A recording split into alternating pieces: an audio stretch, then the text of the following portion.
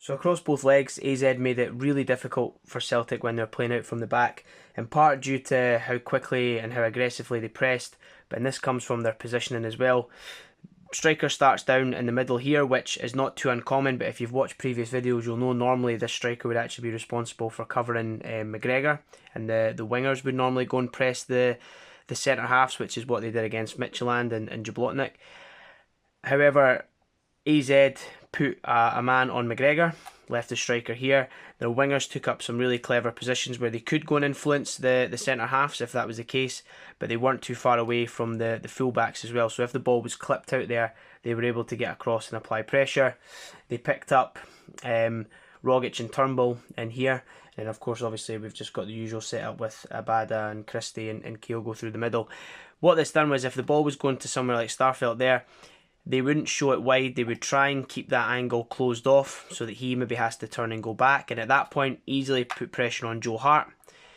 Even if the fullback's here, this clip out to the side is fine. But as that ball's travelling, it gives the winger time to return and put pressure on. And of course, if we're over that side as well, it gives time for a midfielder to go and put pressure on as well. And it's a difficult ball to bring down and control. If not, and if the ball gets worked back to Hart, and it goes out to the left hand side, again they know that it's a right sided player playing on the left hand side, so that pass through here is probably not going to be on, so they can just force it wide. And what this does is it makes the fullbacks have to come in a little bit more into these positions to try and get on the ball. If they do move inside like they have done before, these guys are already in blocking off any passing lanes, and I think that's what made it really tricky for Celtic to get out. They did do it once or twice with a bit of success, but as the game wore on, it became more and more challenging. But a clever setup from AZ to stop Celtic getting out from the back. Around 7.5 minutes, it was probably the best example of Celtic playing out against pressure and actually doing it particularly well. They're very patient on the ball. I think it goes out to Starfelt and into Hart.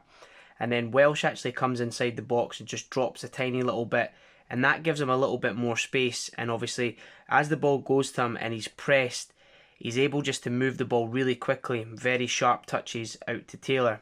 Now as that progresses and happens, McGregor's moved to this side. As the ball travelled, he drifts across in here and he just managed to escapes his man just for a brief moment and gets the ball knocked inside. Now as that happens, what Turnbull does is actually drags his man all the way out into this position here, into the wide area, which might seem a little bit odd because now there's quite a few wide players here. There's Taylor, there's Turnbull, and then we've still got Christie.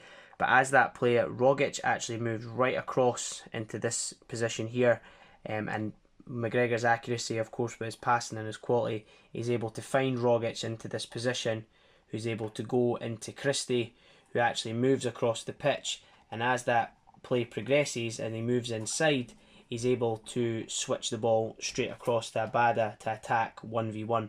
And that's probably a really good example of how Postecoglou wants to play. And when the Celtic build up through the left hand side, the aim is again then to switch to the right hand side and get Abada into 1v1 situations where he's obviously got the quality to beat players and also deliver. But clever movement from Turnbull, and very good movement again from Rogic, and then Christie coming off that inside. So again, although it was a difficult night for Celtic, examples like that are what they're building to, and it's exactly the reason why they don't just try and go long when they're under pressure. You have to play through the pressure if you want to play that kind of football. Now obviously Celtic press very aggressively, and the press starts off in a 4-3-3 shape and normally centres around the person that's just won the ball back, and as they're transitioning from defence to attack, they then go and hunt that down in 2s or 3s to try and get it back. If they don't win it, then what they tend to do is one of the central midfielders, usually Turnbull, but on this occasion it's Rogic, pushes up beside Kyogo, and they tuck inside and become almost like a 4-4-2 out of possession. It takes the workload off Kyogo, obviously when pressing, but also means if Celtic win the ball back, you've got two players in an attacking position. But what AZ did during the game, quite cleverly when this happened, with Celtic naturally maybe dropping a bit deeper, especially after conceding the goal, their three central midfielders actually went in front here. The fullback stayed wide. And then what they tended to do was actually drop into a position there and actually at times invert the fullback, especially on the right hand side. And then if they were able to go into a position like this, Celtic would naturally want to keep their four players together. They were able to then play into this position in here and then go and attack down that side. The other thing that does is it leaves a huge space in here because it's a flat 4, which gives the wingers opportunities to come into these positions. The fullbacks are going to stay tight and narrow in these areas, so they're not going to want to give up that space. So again, players can pick it up in this area, and as we then seen, sometimes after the fullbacks inverted, they then push themselves wide as well. So again, they then engage the winger, and then they were able to receive it. And again, big jump and big spaces to cover for the fullbacks to get out for crosses, which obviously led to one of the goals. So quite a clever way to dismantle Celtic press when they're out of possession and they're sitting back, and maybe something to think about when they come up against the better teams that maybe play in that 4-3-3 shape. So some of the key changes in the second half for Celtic were bringing Edouard on and playing him through the middle, Christie coming into central midfield, and then obviously Kyogo going on the left hand side. Now Edouard, obviously we all know the skills and the qualities that he brings to the team, and he is an effective outball for Celtic, and not to sound like the pundits who are demanding that they go long if they're under any form of pressure, but if you are clearing the ball or you get into a position like here, if you can play it in to Edouard's feet, he will no doubt bring a centre half with him, and he's got the strength to hold them off, and he's also got the touch to then, you know, bounce the ball back inside to McGregor, for example, here. Now with Kyogo coming off that side, we've seen how effective he is at making these runs in behind here, and of course Abada can do that on the right hand side as well, maybe a little bit more direct.